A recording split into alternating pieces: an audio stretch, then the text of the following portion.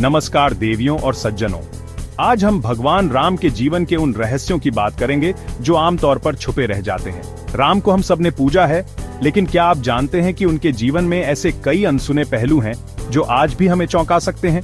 ये वो कहानियां हैं जो धर्म ग्रंथों के पन्नों में छिपी हैं और शायद ही कभी सुनाई जाती है।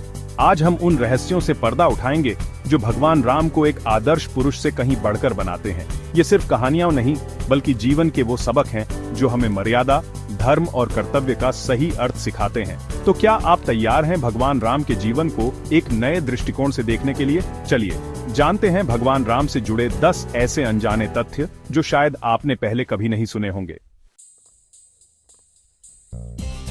पहला रहस्य जुड़ा है रामायण के अस्तित्व से। क्या आप जानते हैं रामायण केवल एक कहानी नहीं, बल्कि एक ऐतिहासिक दस्तावेज है। इसकी सबसे पुरानी पांडुलिपि ताड़ के पत्तों पर लिखी गई थी, जो आज भी नेपाल और भारत के प्राचीन पुस्तकालयों में सुरक्षित है। इन पांडुलिपियों की आयु 5000 वर्षों से भी अधिक मानी जाती है। इसका मतलब है भगवान राम की गाथा हजारों सालों से पीढ़ी दर पीढ़ी चली आ रही है।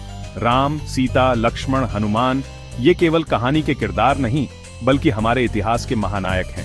ये पांडुलिपि हमें त्रेता युग की झलक देती है, जब भगवान राम ने अवतार लिया था। अगली बार जब कोई रामायण को केवल एक कहानी कहे, तो उन्हें बताइए, यह हमारी सभ्यता की अमूल्य धरोहर है। अब जानते हैं भगवान राम की अद्भुत युद्ध कला के बारे में। उनका हर बाण अचूक था। एक बार धनुष से निकलता तो लक्ष्य को भेदे बिना नहीं लौटता। ये तीर साधारण नहीं, मंत्रों से सिद्ध दिव्य अस्त्र थे, जैसे आज के होमिंग मिसाइल्स। चाहे ताड़का का वध हो या 7 ताड़ के पेड़ों को एक साथ भेदना, उनके बाणों की शक्ति अद्वितीय थी। उनका तर्कश अक्षय था, उसमें बाण कभी खत्म नहीं होते थे। राम ने अपनी शक्ति का उपयोग हमेशा धर्म की रक्षा के लिए किया। उनके बाण अन्याय पर न्याय की विजय का प्रतीक थे। भगवान राम के बाणों की तरह उनका वचन भी कभी खाली नहीं गया। भगवान राम का जन्म एक दिव्य और खगोलीय चमत्कार था। उनका जन्म चैत्र मास की शुक्ल पक्ष की नवमी को हुआ, जिसे हम राम नवमी के रूप में मनाते हैं। उस दिन 5 ग्रह अपनी उच्च राशियों में थे, एक दुर्लभ और शुभ संयोग। यह संकेत था कि स्वयं परम ब्रह्म ने पृथ्वी पर अवतार लिया है। राम के जन्म के समय अयोध्या में दिव्य प्रकाश फैल गया। देवताओं ने पुष्प वर्षा की। उनका जन्म एक महान उद्देश्य के लिए हुआ था, धर्म की पुनर्स्थापना। अगली बार राम नवमी मनाएं तो याद रखें, यह केवल त्योहार नहीं, बल्कि एक दिव्य घटना की याद है। राम के वनवास की असली वजह क्या थी? सिर्फ कैकेयी की जिद नहीं, बल्कि दशरथ को मिला एक श्राप। दशरथ ने गलती से श्रवण कुमार को मार दिया था, जिसके अंधे माता पिता ने उन्हें श्राप दिया, पुत्र वियोग में तड़पोगे। यही श्राप राम के वनवास का कारण बना। कैकेयी तो केवल माध्यम थी, विधि के विधान को पूरा होना ही था, इसलिए कैकेयी की बुद्धि फेर दी गई। यह घटना हमें कर्म के सिद्धांत की याद दिलाती है। हर कर्म का फल मिलता है। राम का वनवास केवल विमाता की ईर्ष्या नहीं, बल्कि दशरथ के अतीत के कर्म का परिणाम था। जीवन में कई बार छिपे कारण होते हैं जो हमें दिखाई नहीं देते। भगवान राम का प्रस्थान भी उतना ही अलौकिक था जितना उनका जन्म। सीता के पृथ्वी में समा जाने के बाद राम ने राजपाट अपने पुत्रों को सौंप दिया। फिर वे अयोध्या के वासियों के साथ सरयू नदी के तट पर पहुंचे। वहां ब्रह्मा और अन्य देवता उपस्थित थे। राम ने सरयू नदी में प्रवेश किया और अपने मानव शरीर का त्याग कर विष्णु स्वरूप में लौट गए। इसे ही जल समाधि कहा जाता है, मृत्यु नहीं, बल्कि दिव्य आरोहण। उनका अंतिम संदेश, आत्मा अमर है, मृत्यु एक नई शुरुआत है। राम की वानर सेना कोई साधारण सेना नहीं थी। हर सैनिक किसी न किसी देवता का अंश था। ब्रह्मा ने देवताओं को वानर और भालू रूप में जन्म लेने का आदेश दिया, ताकि वे राम की सहायता कर सकें। हनुमान शिव के रुद्र अवतार थे, बाली इंद्र के, सुग्रीव सूर्य के पुत्र थे, जामवंत ब्रह्मा के मानस पुत्र माने जाते हैं, नल नील विश्वकर्मा के पुत्र थे, जिन्होंने राम सेतु बनाया। इन वानरों में दिव्यता, शक्ति और भक्ति थी। वे असंभव को संभव कर सकते थे। रामायण की वानर सेना असल में देवताओं की लीला थी, टीम वर्क और भक्ति की शक्ति का प्रतीक। भगवान राम के चरित्र का सबसे बड़ा गुण सत्ता के प्रति अनासक्ति।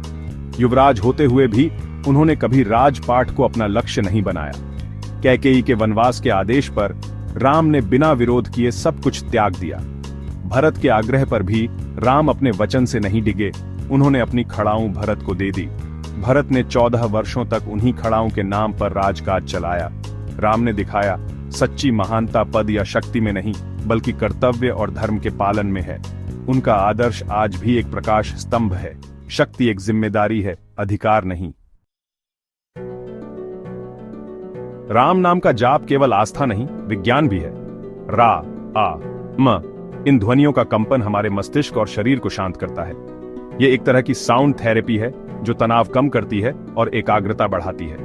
योगी और संत ध्यान के लिए इसी मंत्र का उपयोग करते हैं। महात्मा गांधी के अंतिम शब्द भी हे राम थे।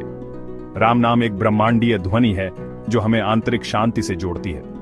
अगली बार जब भी अशांत महसूस करें, राम नाम का जाप करके देखें, इसका असर खुद महसूस करें।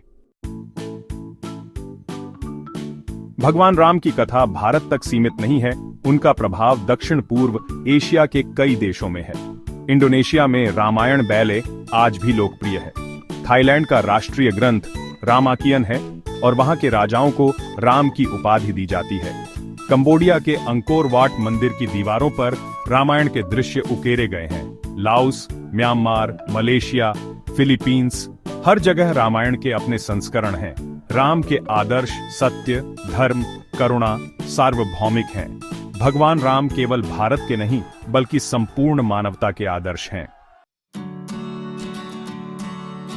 मर्यादा पुरुषोत्तम इस उपाधि का असली अर्थ क्या है? मर्यादा यानी सीमाएं, नियम, नैतिक आचरण। पुरुषोत्तम यानी सर्वश्रेष्ठ पुरुष। भगवान राम ने हर परिस्थिति में मर्यादा का पालन किया। पुत्र, भाई, पति, राजा, हर भूमिका में उन्होंने आदर्श स्थापित किया। उन्होंने कभी अपनी शक्तियों का दुरुपयोग नहीं किया। हर निर्णय मर्यादा के अनुसार लिया। सच्ची महानता अलौकिक शक्तियों में नहीं, बल्कि चरित्र और कर्तव्य के प्रति निष्ठा में है। राम का जीवन आज भी हमें आदर्श जीवन जीने की प्रेरणा देता है। तो ये थे भगवान राम के जीवन से जुड़े 10 अनसुने रहस्य। रामायण का इतिहास, राम के बाण, दिव्य जन्म, वनवास का श्राप, जल समाधि, वानर सेना, सत्ता से अनासक्ति, राम नाम की शक्ति, राम की वैश्विक लोकप्रियता और मर्यादा पुरुषोत्तम का अर्थ। इन तथ्यों ने हमें भगवान राम के उस स्वरूप से परिचित कराया जो शायद हम पहले नहीं जानते थे। अब आपकी बारी। आपको कौन सा रहस्य सबसे अनोखा लगा? नीचे कमेंट में जरूर बताएं। अगर वीडियो पसंद आया हो तो लाइक करें, शेयर करें और सब्सक्राइब करना ना भूलें। हम जल्द मिलेंगे एक और दिलचस्प विषय के साथ। तब तक के लिए जय श्री राम।